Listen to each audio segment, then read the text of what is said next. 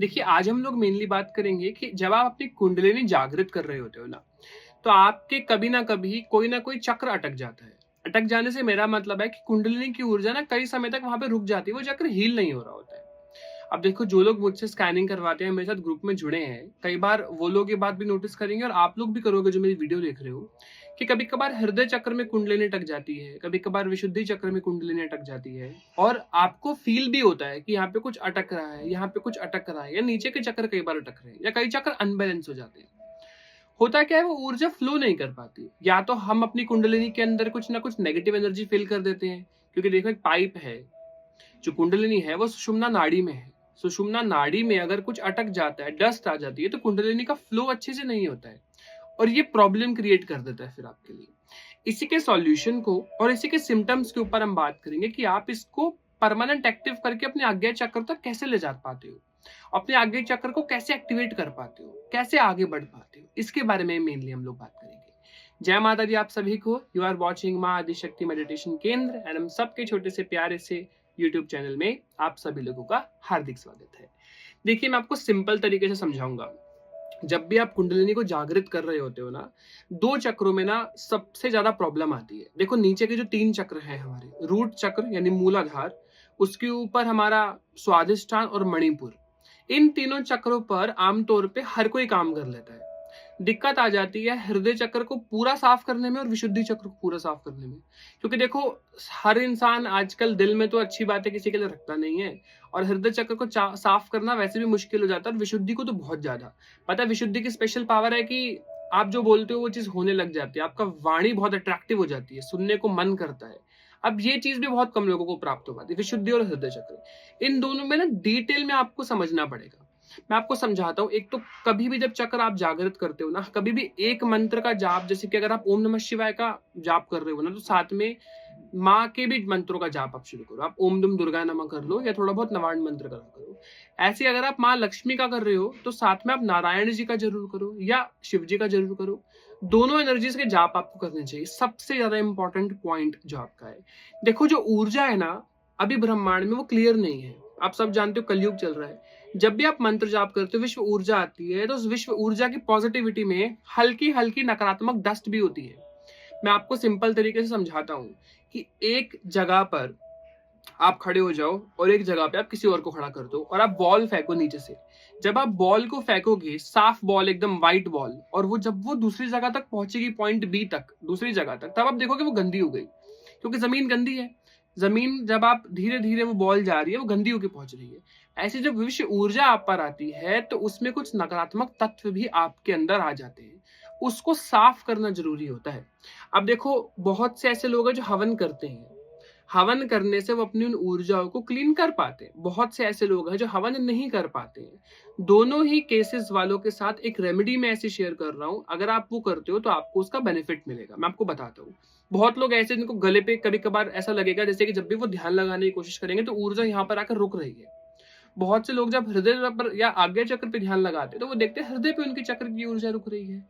इन दोनों जगहों पर मोस्टली यहीं पर महसूस होता है। किसी किसी को नीचे भी ऊर्जा महसूस हो सकती है। हालांकि जब वो कुंडलिनी को जागृत करते हैं तो बहुत लोगों के कमर पर भी पेन होना शुरू हो जाता है, कमर पर भी एनर्जी में प्रॉब्लम होने लगती है। आपको सिंपल से टेक्निक बताता हूँ। आप 2 क्लोव्स लो, लौंग आती है 2 लीजिए, उन दोनों लौंगों को आप गले पर रखिए।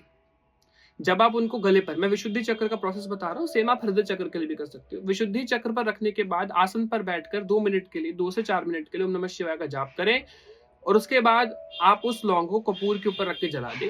विशुद्धि चक्र की एनर्जी आपकी क्लीन हो जाएगी एकदम। जो भी थोड़ा बहुत प्रॉब्लम विशुद्धि चक्र में आ रही थी, आप इसको एक एक दिन छोड़कर 10 दिन तक करें। 10 दिन में 5 दिन आप करोगे, एक दिन छोड़कर। आप चाहो तो रोज भी 7 दिन तक इस थेरेपी को कर सकते हो। ऐसा करने से विशुद्धि चक्र की एनर्जी क्लीन होने लगेगी। जो भी नेगेटिविटी होगी उस लौंग में एब्जॉर्ब हो जाएगी। उसके बाद आप उसे जला दोगे और आपका विशुद्धि चक्र धीरे धीरे क्लीन होने लगेगा।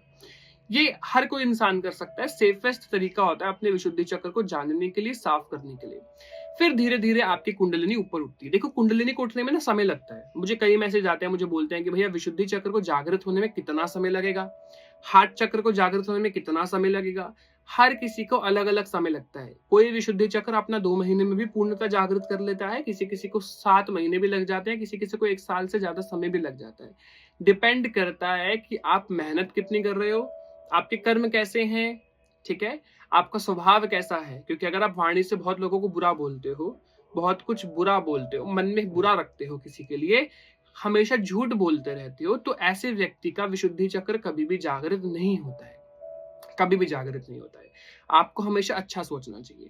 विशुद्धि चक्र को जागृत करने का एक और अच्छा तरीका होता है, वो ये होता है कि आप ना अपने वाणी पर कंट्रोल रखें, यानी कि मौन व्रत रखा करें।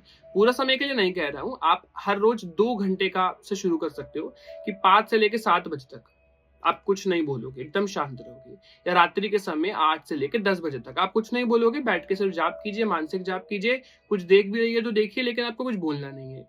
इस प्रकार जब आप अपनी वाणी के ऊपर संयम रखने लगेंगे, अपनी वाणी पर कंट्रोल करने लगेंगे, आपका विशुद्धि चक्र बहुत पावरफुल होने लगेगा।